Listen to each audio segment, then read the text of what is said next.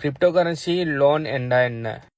Okay, crypto currency loan என்னன்னு சொன்னா traditional loan மாதிரி தான் அவக்கம். ட்ரெடிஷனல் கோல்டு லோன் மாதிரி வைக்காம. ஓகே, இப்போ நீங்க உங்கள்ட்ட கோல்டு கொஞ்சம் இருக்கி அவசரமா கொஞ்சம் பணம் தேவைப்படுது, ஆனா உங்கள்ட்ட அந்த கோல்டை விற்கிறதுக்கு உங்களுக்கு மனசு இல்லை. ஓகே, ஸோ இந்த பணம் இப்பதான் தேவைப்படுது, ஆனா உங்களுக்கு ஒரு 1 மந்த்ல திரும்ப அந்த பணம் கிடைச்சிடும். ஸோ அந்த பணம் கிடைச்சோடனே அந்த கோல்டை மீட்டிடலாம்னு சொன்னா நீங்க என்ன செய்வீங்க? பேங்குக்கு போய் உங்களோட கோல்டை கொடுத்துட்டு அவங்களுக்கு ஒரு பணம் வாங்கிட்டு வரீங்க, கொஞ்சம் பணத்தை. அதுக்கு பிறகு நீங்க கோல்டை மீட்டக்குள்ள அவங்களோட பணத்தையும் கொடுத்து அதுக்குரிய வட்டியையும் கொடுத்து போட்டு கோல்டை மீட்டுவீங்க. ஓகே, சேம் கான்செப்ட் தான் கிரிப்டோ லோன். ஸோ நீங்க உதாரணத்துக்கு பிட்காயின் லாங் டேர்ம் ஹோல்ட் பண்ணீங்கன்னு வைப்போம். ஓகே, உங்கள்ட்ட ஒரு பிட்காயின் இருக்கு, லாங் டேர்முக்கு நீங்க ஹோல்ட் பண்றீங்க. ஓகே, நீங்க நல்ல வேலையா நீங்க வாங்கின அதை லாங் டேர்முக்கு இப்போ ஹோல்ட் பண்ணிட்டு இருக்கீங்க. ஓகே, ஸோ உதாரணம் சொல்லுமே, நீங்க பிட்காயின் 10,000 இருக்கக்குள்ள, இப்போ பாத்தீங்கன்னா சொன்னா பிட்காயின் ஆல்மோஸ்ட் 70,000, பிட்காயின் 10,000 இருக்கக்குள்ள நீங்க வாங்கினீங்க ஒரு பிட்காயின்.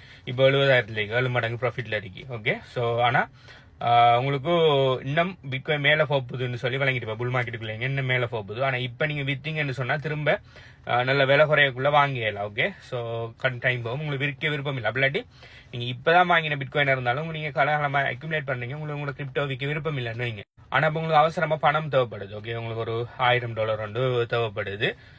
இப்போ உங்கள்கிட்ட 1 பிட்காயின் இருக்குன்னு சொன்னா இதுக்குன்னு சொல்லி லெண்டிங் அண்ட் பரோவிங் சொல்லி நிறைய ஸ்மார்ட் கான்ட்ராக்ட்ஸ் இருக்குது. ஓகே, ஸோ உதாரணத்துக்கு ஆவே கம்பவுண்ட் இருக்குது. ஓகே, ஸோ அது அந்த ஸ்மார்ட் கான்ட்ராக்ட் எல்லாம் ஒரு தனிப்பட்ட நபரோட சென்ட்ரல் கண்ட்ரோல்ஸ் இல்லாம ஆட்டோமேட்டிக்கா இயங்குற இது. ஓகே, ஸோ ஸ்மார்ட் கான்ட்ராக்ட்ங்கிறது அதுதான். ஓகே, ப்ரோக்ராம் மூலம் இந்தந்த விஷயங்களை மீட் பண்ணினா இது நடக்கணும், இந்தந்த விஷயங்களை மீட் பண்ணாட்டி இது நடக்கக்கூடாதுன்னு சொல்லி ஆட்டோமேட்டிக் கோடிங் இல்லைங்கிறது தான் ஸ்மார்ட் கான்ட்ராக்ட். அதுதான் உண்மையிலேயே தூரியத்திட use case. Okay, smart contract one of the use case. So அப்படியான பிளாட்ஃபார்ம் லெண்டிங் அண்ட் பரோவிங் பிளாட்ஃபார்ம்ல நீங்க போய் என்ன செய்யலாம்? நீங்க உங்களோட வாலெட்டை கனெக்ட் பண்ணி Web3 வாலெட்டை கனெக்ட் பண்ணிட்டு உங்களை எவ்வளவு பணம் தேவை, ஓகே, பரோவிங்குள்ள போங்க. ஓகே, பரோவிங்குள்ள போய் என்ன பண்ணீங்கன்னா உங்களுக்கு $1000 தேவை, $1000 USDT வேணும்னா $1000 USDT பரோ பண்ணணும்னா எவ்வளவுக்கு கொலாட்ரல் கொடுக்கணும்னு சொல்லி பாருங்க. இப்ப $1000 நீங்க பரோ பண்றதுக்கு அவங்க உதாரணத்துக்கு ஒரு எனக்கு சரியா ஷுவரா தெரியல, 1100 இல்லாட்டி $1200 பெருமதியான பிட்காயினை கேட்டிருப்பாங்க. இல்லாட்டி எவ்வளவு ஒரு பெருமதியான பிட்காயினை நீங்க கொலாட்ரலா கொடுக்கணும்னு சொல்லி கேட்டிருக்காங்கன்னா நீங்க என்ன செய்யலாம்? உங்களோட பிட்காயினை ஒரு கொலாட்ரலா கொடுத்து வந்து போட்டு அவங்க உங்களுக்கு $1000 பெருமதியான யூஎஸ்டியை தந்துருவாங்க. நீங்க வாங்குற யூஎஸ்டியை விட கொஞ்சம் அதிகமான அளவு தான் நீங்க கொலாட்ரலா கொடுக்கணும். ஏன்னா நீங்க சேம் அமௌண்ட்டை தரக்குள்ள சம்டைம்ஸ் நாளைக்கு நீங்க கொடுத்த பிட்காயின் பிரைஸ் குறைஞ்சிரும்னு சொன்னா, உதாரணத்துக்கு நீங்க $1000 பெருமதியான பிட்காயினை கொடுத்துட்டு $1000 பெருமதியான யூஎஸ்டியை நீங்க வாங்கிருப்பீங்க. நாளை பிட்காயின் பிரைஸ் குறைஞ்சி 900 போனா நீங்க திரும்ப ரிட்டர்ன் பண்ண மாட்டீங்களே, அப்படியே போய்த்துருவீங்களே, உங்களுக்கு வாங்கின லாபம் ஆயிருமே. அதனால சேம் பிரைஸை கொலாட்ரலா வைக்க விட மாட்டாங்க. நீங்க கொலாட்ரலா வைக்கிறது அதோட கூடுதலான அளவு மணியை தான் கொலாட்ரலா வைக்கிற மாதிரி இருக்கு. நீங்க கொலாட்ரல கொடுத்துட்டு உங்களோட பிட்காயினை நீங்க $1000 எடுத்து உங்களுக்கு தேவையான விஷயம் எல்லாத்தையும் முடிச்சுட்டு, ஓகே, நீங்க ஒரு 1 மந்த்துக்கு பிறகு நீங்க என்ன செய்யலாம்னா அவங்க எவ்வளவுக்கு இன்ட்ரெஸ்ட் எத்தனை பெர்சன்டேஜ்ல இன்ட்ரெஸ்ட்ல தராங்கன்னு சொல்லியிருப்பாங்க. ஓகே, நீங்க அந்த உங்களோட $1000 திரும்ப கொடுத்து அதோட சேர்த்து அந்த இன்ட்ரெஸ்டையும் திரும்ப கொடுத்து போட்டு நீங்க உங்களோட கொடுத்த கொலாட்ரல நீங்க ரிமூவ் பண்ணி உங்களோட பிட்காயின் எடுத்துட்டு வரலாம். ஓகே, இது கிரிப்டோ கரன்சி ஃபீல்டுக்குள்ள நீங்க landing, okay, landing and borrowing கான்செப்ட்ல இருக்கிற பிளாட்ஃபார்ம். இதுக்குன்னு சொல்லி பெஸ்டா இயங்குற பிளாட்ஃபார்ம்ல பாத்தீங்கன்னா ஆவே கம்பவுண்ட் எல்லாம் இதுக்குன்னு சொல்லி இயங்குற ஸ்மார்ட் கான்ட்ராக்ட்ஸ். யார நடுத்தர இது தலையீடு இல்லாம, தேர்ட் பார்ட்டியால தலையீடு இல்லாம ஃபுல்லா ஸ்மார்ட் கான்ட்ராக்ட்லயே நடைபெறும். உங்களுக்கு அப்ப இன்னொரு யோசனை வரலாம், அப்ப நடுத்தரர்கள் யாரும் இல்ல, தேர்ட் பார்ட்டியோட கண்ட்ரோல் இல்ல, அப்ப நம்ம கொடுக்குற பிட்காயினுக்கு நம்ம பிட்காயினை வாங்கி வச்சிருப்போம். நார்மலா கோல்டை கொடுத்து போட்டு பணம் வாங்கக்குள்ள பேங்க்ன்ற ஒரு விஷயம் ஒன்றைக்கு பேங்க் என்ன செய்யறாங்க? அவங்களோட பணத்தை நம்மள்ட்ட தாராங்க, நம்மளோட கோல்டை வாங்கிட்டு. ஸோ இப்போ நம்ம அந்த ஸ்மார்ட் கான்ட்ராக்ட்ல நீங்க போய் இப்போ நீங்க உங்களோட பிட்காயினை கொடுக்கக்குள்ள அந்த ஸ்மார்ட் கான்ட்ராக்ட்ல இருந்து நம்மளுக்கு யூஎஸ்டியை தாராள் யாரு? இப்போ அது கோடிங் சொல்றீங்க, தேர்ட் பார்ட்டி இல்லைன்னு சொல்றீங்க, அப்ப யாரு நம்மளுக்கு யூஎஸ்டிடி தாரன்னு சொல்லி கேப்பீங்கன்னா அதுவும் உங்களை மாதிரி ஒரு ஆள் தான். ஓகே, ஸோ இந்த ஸ்மார்ட் கான்ட்ராக்ட் பிளாட்ஃபார்ம்ல பரோவிங் இருக்கிற மாதிரி லெண்டிங் இருக்கு.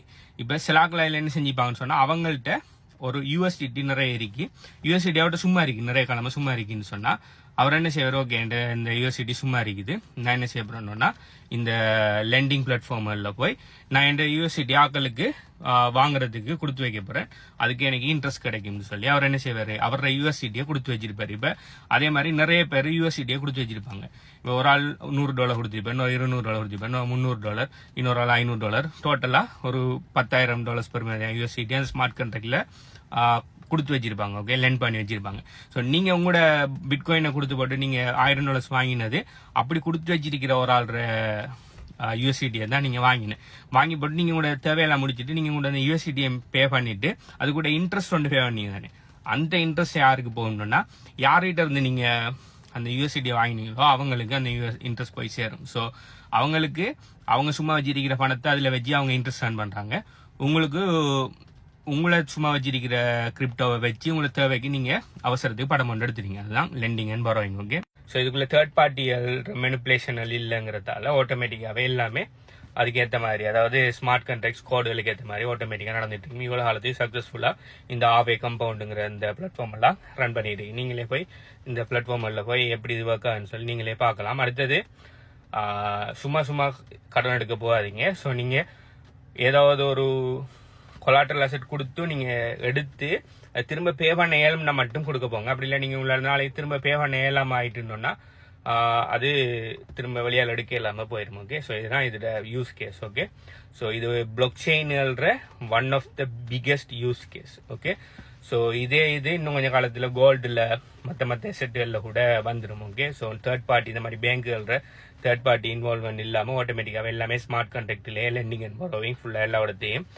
இப்போ கிரிப்டோவில் நடந்துட்டு இருக்கு. நாளைக்கு எல்லா அசெட்லேயும் நடக்கிற சான்ஸ்கள் இருக்குது. ஓகே, ஸோ நான் சொன்னது வழங்கிருக்குன்னு நினைக்கிறேன். நீங்கள் இதை பற்றி என்ன நினைங்க? நீங்கள் இந்த லெண்டிங் அண்ட் பரோவிங் பிளாட்ஃபார்மில் நீங்கள் லெண்ட் பண்ணுறீங்களா, அப்படி இல்லாட்டி பரோ பண்ணுறீங்களா, இல்லாட்டி லெண்ட் பண்ணி இன்ட்ரெஸ்ட் ஏர்ன் பண்ணீங்களான்னு சொல்லி உங்களுக்கு ஏதாவது அனுபவம் இருந்தால் கீழே கமெண்ட் பண்ணுங்க. Okay, by.